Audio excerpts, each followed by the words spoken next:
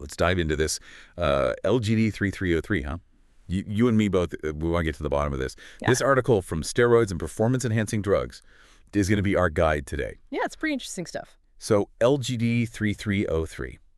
It's a Sarm, a selective androgen receptor modulator. Okay, hold on. SARMs, what are those again? They target specific receptors, like a GPS, zeroing in on a location. Yeah. But in this case, it's muscle and bone tissue mainly. So instead of some medications that go everywhere, but these are like laser focused, that seems like. Less side effects, right? Yeah, exactly. And it's serious stuff when they give it a chemical name like 9-chloro-2-ethyl-1 methyl 3,2,3,2,3-ethyl 3H pyrrolo 3,2F quinoline 7,6H. Wow. Okay.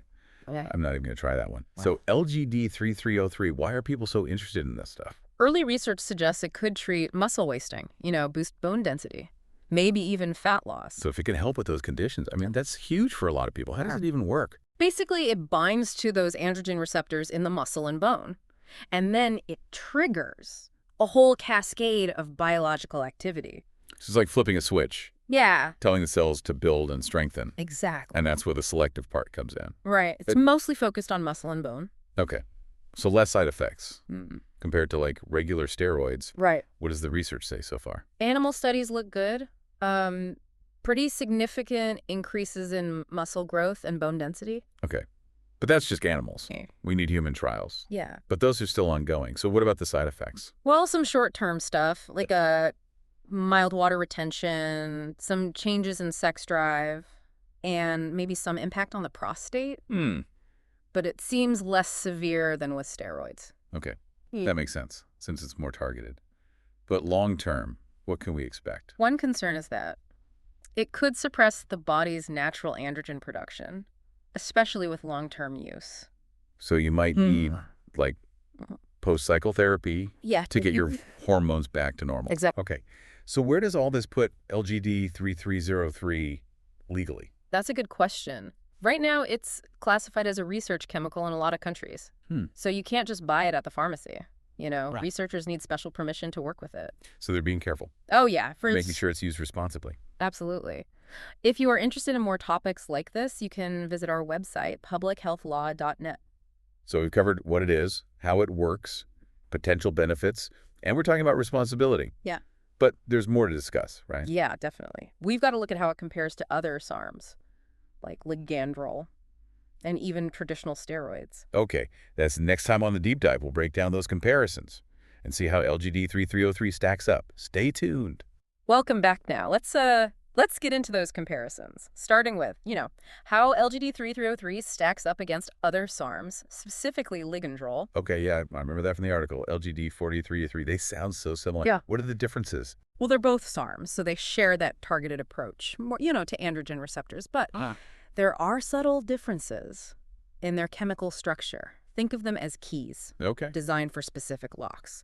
Both might open the door to muscle and bone growth, but the way they work is slightly different. So even though they're both focused on similar areas, they have their own unique ways of doing things. What have researchers found? LGD-3303 has been studied mostly for muscle building, and it's shown good results there. LGD-3303 seems to have a more balanced effect on both muscle and bone tissue. Interesting. So it's like choosing the right tool for the job. If you're mainly focused on muscle, LGD-4303 might be better. Yeah, based on what we know now. But if you're also worried about bone density, then LGD-3303 could be a more well-rounded option. Exactly. And the article also says that LGD-3303 seems to have less of an impact on water retention. Oh, so fewer of those puffy side effects. What about RED-140? How does LGD-3303 compare to test alone? RAD-140, that's another powerful SARM, known for its muscle-building effects, often compared to LGD-4003 in terms of strength and impact. Okay. Another one for muscle building. So what makes LGD-3303 unique? Research suggests that it might have a stronger positive effect on bone mineral density compared to RAD-140. So again, more balanced for both muscle and bone. Right. This is really making LGD-3303 seem like a potential breakthrough, especially for something like osteoporosis, considering the side effects of current treatment. Absolutely, current treatment. Bisphosphonates can have some downsides, so a SARM like LGD-3303 could be a good alternative for some people. Okay, so We've compared LGD-3303 to a couple other SARMs now. For the big one, how does it compare to traditional steroids? Yes, that's a key comparison because it shows what makes SARM so promising, you see. Anabolic steroids, they can have all sorts of side effects. Acne, hair loss, even serious stuff like liver damage and heart problems. Yeah, I've heard about those. It's why steroids are so strictly regulated. Exactly. SARMs, like LGD-3203, are designed to be much more selective. They target mainly muscle and bone tissue. So, similar benefits, but way less risk. That's the idea. That's huge. It is, and that's why there's so much excitement around SARMs. They could change how we treat muscle-wasting diseases, osteoporosis, even age-related decline. It all sounds incredible, but are there any downsides to LGD-3303? Well, like with anything that affects your hormones, there are potential long-term effects that need more research, the article mentioned. The possibility of suppressing natural androgen production with prolonged use. Right, we talked about that.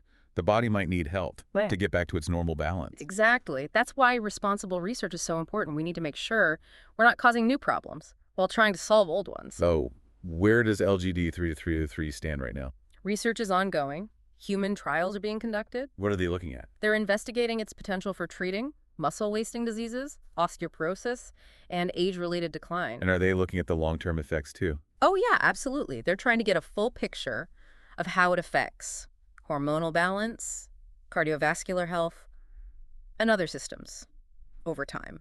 So they're being thorough. This is all really fascinating. But Yeah. we've talked about the science, the benefits, the risks. What about the bigger picture? You mean the ethical considerations? Exactly.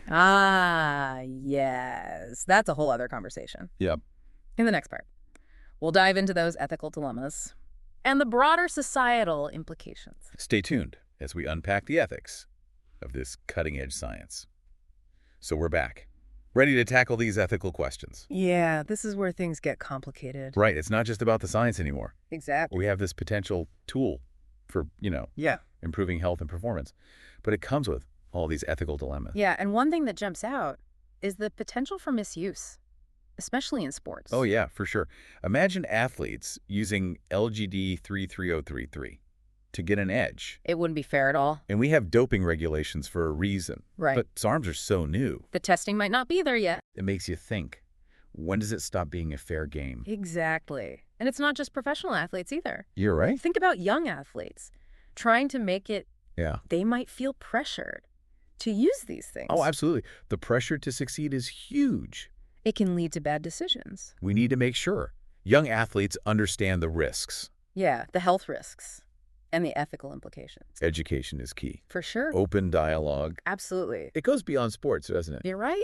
I mean, Yeah. What about people who want quick fixes Right. for body image issues? Yeah. Or those looking to, I don't know, boost their brain power? It's a real possibility. We're obsessed with optimization, so I can see how it could happen. It's complicated, no easy answer. So how do we find that balance? Innovation and protection.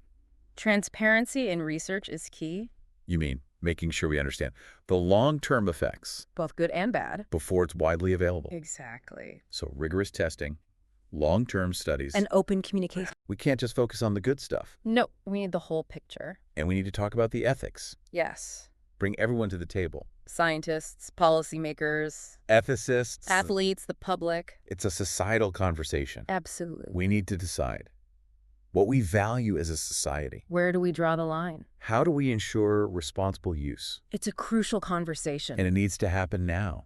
The research is moving fast. We're on the edge of a new era, and it's up to us Mm. to navigate it responsibly. If you are interested in more topics like this, you can visit our website, publichealthlaw.net. That's a great resource. Well, that wraps up our deep dive into LGD-3303.